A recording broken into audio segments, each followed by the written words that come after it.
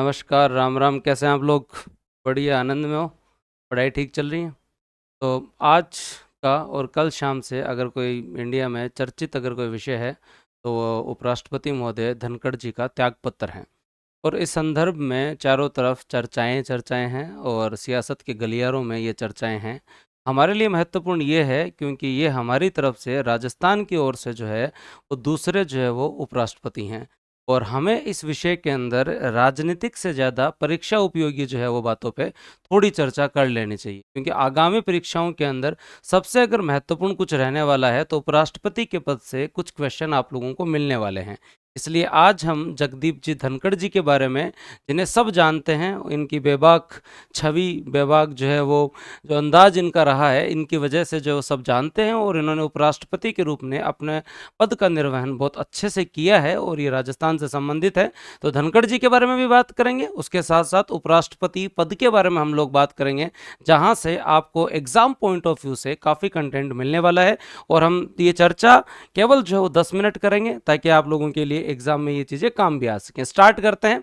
अगर हम लोग उपराष्ट्रपति पद के बारे में बात करें तो धनखड़ जी जो है वो धनखड़ जी ने 67A के तहत तत्काल प्रभाव से त्यागपत्र दिया है। क्या दिया है?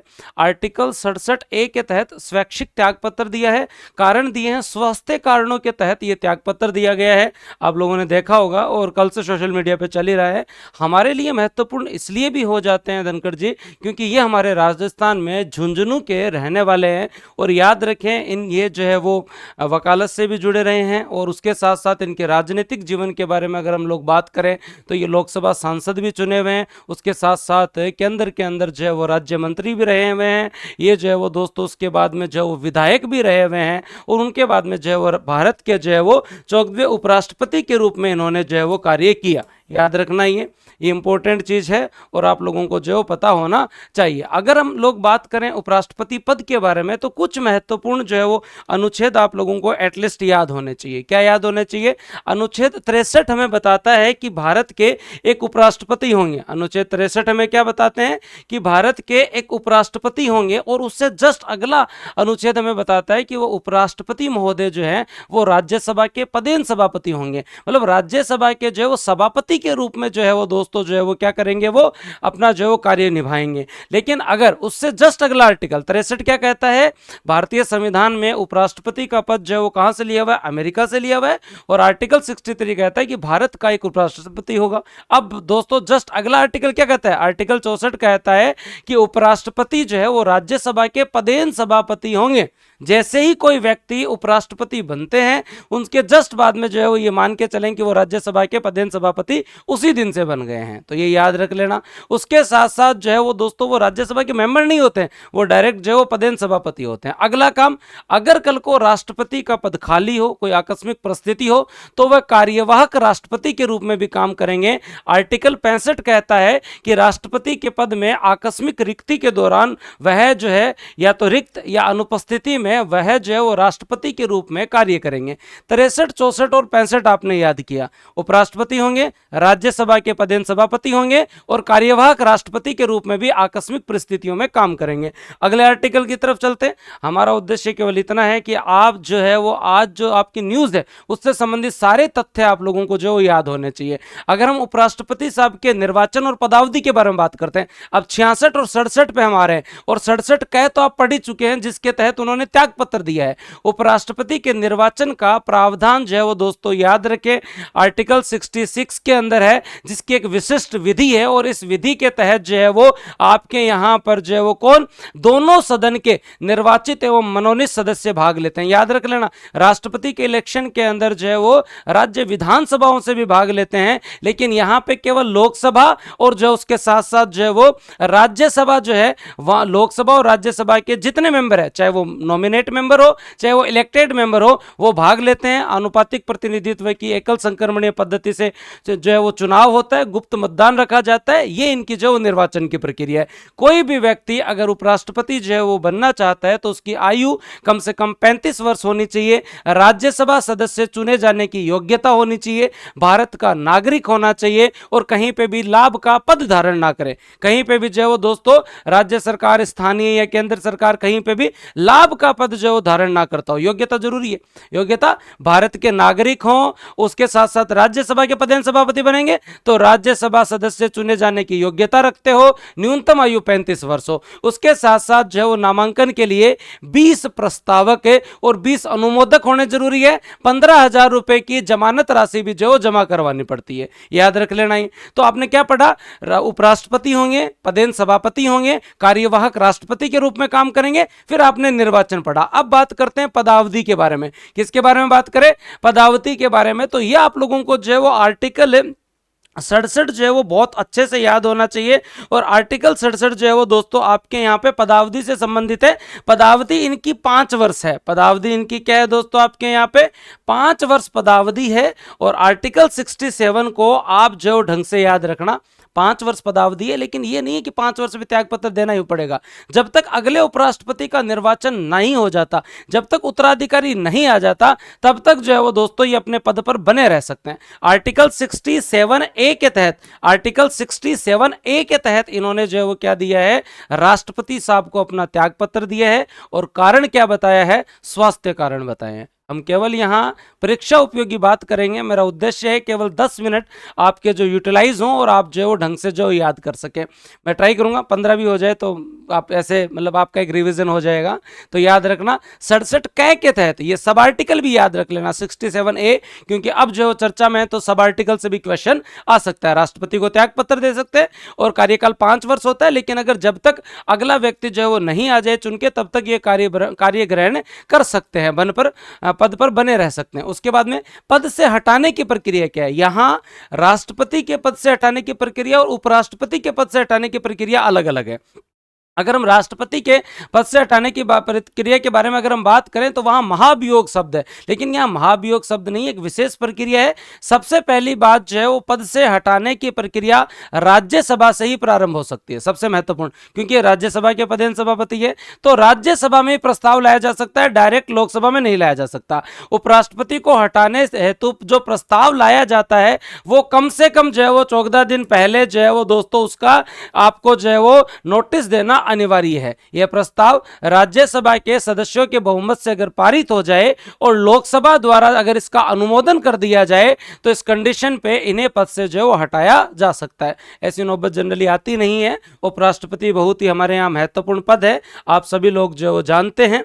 तो आप लोगों ने आर्टिकल वाइज सारा पढ़ा, आर्टिकल वाइज आपने सब पढ़ा और उपराष्ट्रपति साहब के जो है बारे में सारी चीजें आपने जो है वो पढ़ी। 68 के अंदर जो है वो दोस्तों उपराष्ट्रपति के पद में रिक्त को भरने के लिए निर्वाचन करने का समय या आकस्मिक रिक्ति को भरने के लिए निर्वाचित व्यक्ति की जो है वो दोस्तों पदावधि तो यथाशीघ्र, जैसे अभी सरकार जितना जल्दी हो सके इलेक्शन करवाएगी। याद रख लेना।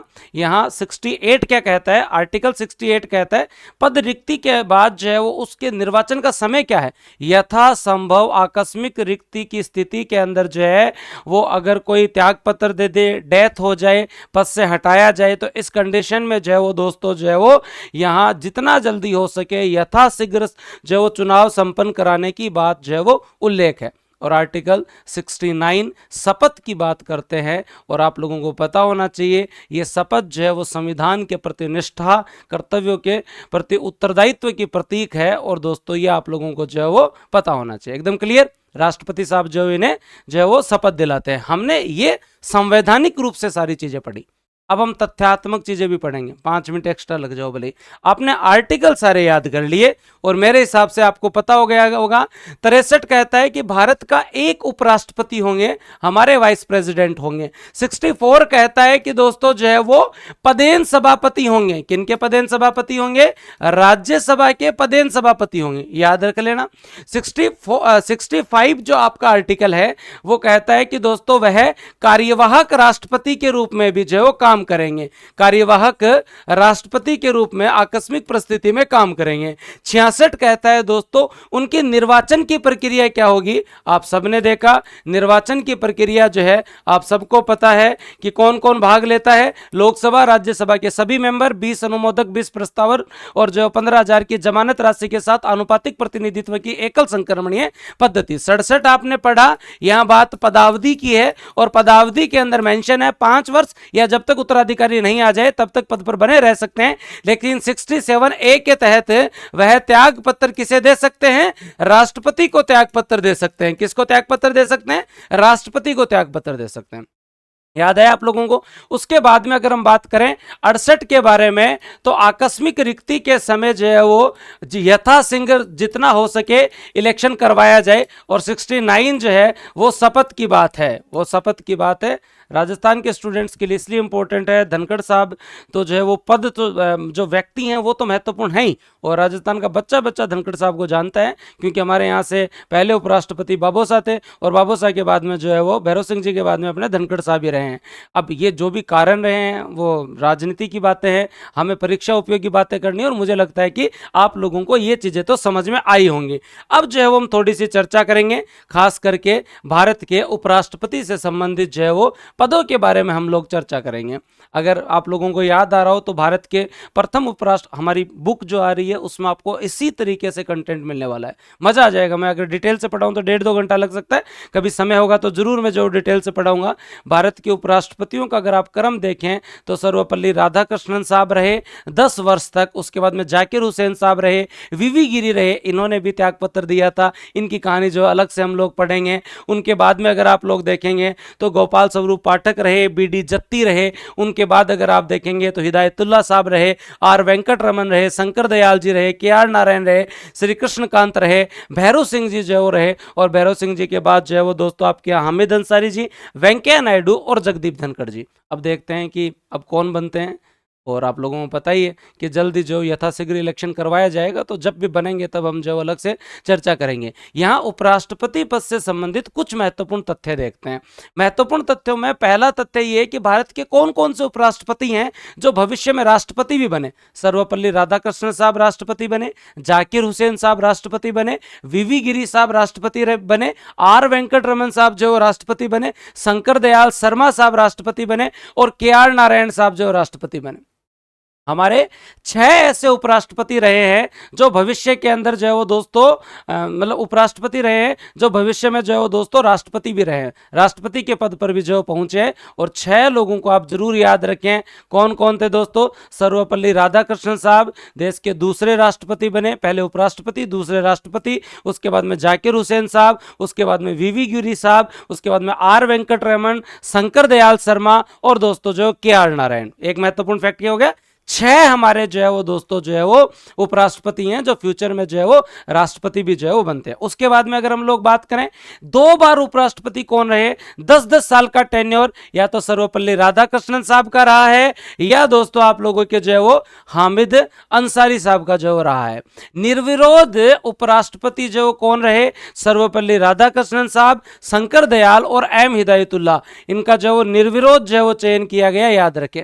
कार्यकाल के दौरान निधन किनका हुआ है? कृष्णकांत जी का जो है वो निधन हुआ है, याद रखें। सबसे ज्यादा वोटों से विजय रहने वाले कौन थे? तो दोस्तों आपके यहाँ पे वेंकट रमन साहब की सबसे बड़ी जीत थी, ये भी आप लोग याद रखें। उनके साथ साथ स्वतंत्र भारत में जन्मे उपराष्ट्रपति या तो वेंकैया नायडू साहब हुए हैं या जगदीप धनखड़ साहब हुए हैं। और राजस्थान से उपराष्ट्रपति रहे कौन कौन? भैरव सिंह जी और जो है वो जगदीप धनखड़ साहब। तो धनखड़ साहब के बारे में तो आपको व्यक्तिगत तो मैंने बताया कि लोकसभा में सांसद भी रहे हैं, मंत्री भी रहे हैं, किशनगढ़ से विधायक भी रहे हैं, झुंझुनू के रहने वाले हैं, वकालत इनका पेशा रहा है और इन्होंने जो है बहुत अच्छी जो है वो वकालत भी जो है वो की है। लेकिन सारी बातों के साथ साथ जो है यहाँ इंपॉर्टेंट ये फैक्ट हैं सारे, और ये फैक्ट आप लोगों को जो है वो याद हो रहे होंगे कि हमने 6 ऐसे उपराष्ट्रपति के बारे में याद करने की कोशिश की जो हमारे यहाँ जो है वो इन फ्यूचर जो है वो राष्ट्रपति भी जो बने। उनके अंदर चाहे हमारे यहाँ जाकिर हुसैन साहब हो, सर्वपल्ली राधाकृष्णन साहब हो, उनके बाद अगर हम बात करें वीवी गिवरी हो, आर वेंकटरमन हो, शंकर दयाल शर्मा हो, या जो के आर नारायण हो। अगर हमसे पूछा जाए 2 बार तो आपके यहाँ हामिद अंसारी और सर्वपल्ली राधाकृष्णन। अगर निर्विरोध के बारे में पूछा जाए हिदायतुल्लाह, सर्वपल्ली राधाकृष्णन और शंकर दयाल। निधन कृष्णकांत जी का, सबसे ज्यादा वोटों से जीतने वाले वेंकटरमन साहब, स्वतंत्र भारत में जन्मे वेंकैया नायडू और जगदीप धनखड़ साहब है, और राजस्थान से निर्वाचित आप सब लोग जानते ही हैं। तो ये पद बहुत महत्वपूर्ण है, और आर्टिकल 63, 64, 65, 66, 67, 68 और जो 69 तक तो तुम्हें याद हो गया। राज्यसभा के पदेन सभापति, अमेरिका से यह पद लिया गया है, महाभियोग द्वारा नहीं हटाया जाता है, विशेष प्रक्रिया से हटाया जाता है। और दोस्तों जो है इन्हें राजनीतिक आधार पर भी पद से हटाया जा सकता है, कोई विशिष्ट कारण की आवश्यकता नहीं है। हटाए जाने का प्रस्ताव केवल राज्यसभा में लाया जा सकता है, और ये जो है वो दोस्तों किसी भी विधानमंडल के सदस्य नहीं हो सकते। और दोस्तों याद रखें, इनके इलेक्शन के अंदर जो है वो निर्वाचित एवं मनोनीत सदस्य लोकसभा और राज्यसभा के ही भाग लेते हैं। आपके जो है वो दोस्तों विधानमंडल के सदस्य इनके चुनाव में जो भाग नहीं लेते हैं। उनके साथ साथ आप लोगों को यह भी पता है कि दोस्तों यहां पर इनके अलावा अगर त्याग पत्र किन्होंने दिया है तो वो वीवी गिरी साहब थे। उनका रीजन अलग था। वीवी गिरी साहब ने त्याग पत्र इसलिए दिया था कि उन्हें जो है वो राष्ट्रपति का चुनाव लड़ना था, इसलिए वीवी गिरी साहब ने त्याग पत्र दिया। ये सेकंड उपराष्ट्रपति हैं जिन्होंने पद से त्याग पत्र दिया है, और उनका कारण है स्वास्थ्य कारण है, और अन्य कारण आपको जो है उस समय के साथ पता चलेंगे। और ये सारी बातें मैंने आप लोगों को जो है वो बताई। मेरे हिसाब से ये सेशन आप लोगों के लिए अच्छा रहा होगा, और बूस्टर एकेडमी पे आप ऐसे कुछ इंपॉर्टेंट वीडियोस के लिए भी जुड़ सकते हैं। और मैंने सारे फैक्ट आपको याद करवाए, और कभी डिटेल से पढ़ने की इच्छा हो तो जरूर पधारिए। हमारे यहाँ पीएसआई का आगाज बैच स्टार्ट है। भर्ती बड़ी है लेकिन संभावनाएं जो है सिलेक्शन की ज्यादा है, तो इस कंडीशन में आप जितना जल्दी हो सके हमारे यहाँ ज्वाइन करके राजस्थान की बेहतरीन टीम से पढ़ सकते हैं, और ईओआरओ में हमारे रिजल्ट देख सकते हैं। और ये आरएस जो है उसमें जो संभावित रिजल्ट है जो अगस्त सितंबर में आ जाएंगे, उन रिजल्ट्स को आप देखोगे तो आपको पता चल जाएगा कि ऑनलाइन तैयारी ऑफलाइन जैसा अनुभव अगर पॉसिबल है तो बूस्टर एकेडमी पर ही है। उसके साथ साथ अगर कोई विद्यार्थी आरएस फाउंडेशन की तैयारी करना चाहता है तो आरंभ बैच हमारे यहाँ स्टार्ट है, आप एनरोल कर सकते हैं। 3 ईयर आरएस बैच हमारे यहाँ उन विद्यार्थियों के लिए है जो 12वीं के बाद और कॉलेज के साथ तैयारी करना चाहते हैं। नाम मात्र की शुल्क में बच्चा धीरे धीरे भी अगर 3 साल पढ़े तो सिविल सेवाओं के लिए तैयार हो सकता है। हमारी टीम को आप जानते हैं, हमारे कंटेंट को आप जानते हैं, और हमारे रिजल्ट तो आपने ईओआरओ में देखे ही हैं। राजस्थान में बेहतरीन रिजल्ट देने वाली संस्था है, जिसके अंदर टॉप 10 में भी गिनोगे तो आपको मजा आ जाएगा कि रैंक 2 हो चाहे 4 हो, रैंक 6 हो चाहे 7 हो चाहे 9 हो चाहे 10 हो, रैंक चाहे 12 हो। ठीक है, तो ये सारे रिजल्ट हमने दिए हैं, और ईओआरओ के अंदर घर बैठे लोग अधिकारी बने हैं। और अब जो है वो हम शाम को जो है वो स्पोर्ट्स करंट अफेयर की क्लास रखेंगे। मेरी तरफ से आप सब लोगों को जो है वो बहुत बहुत धन्यवाद, और ऐसे वीडियोस का प्रयास हम और करेंगे। हो सकता है कि आप लोगों को ये प्रयास अगर अच्छा लगे तो कमेंट सेक्शन में बताना, और अगर कुछ सुधार लगे तो बताना, क्योंकि मैराथन तो मैंने खूब ली है। शॉर्ट वीडियो जो है वो मैंने बहुत ही कम बनाया है, और करते करते भी ये बड़ा हो ही गया। लेकिन 63 याद रखना, एक उपराष्ट्रपति होंगे, वो पदेन सभापति होंगे 64 में। 65 में दोस्तों जो है वो कार्यवाहक है, राष्ट्रपति के रूप में काम करेंगे। 66 में निर्वाचन, 67 में दोस्तों पदावधि, और दोस्तों याद रखें 68 में आकस्मिक रिक्ति की बात है, और 69 शपथ की बात है। सारी चर्चा हमने कर ली। धन्यवाद। जय हिंद, राम राम।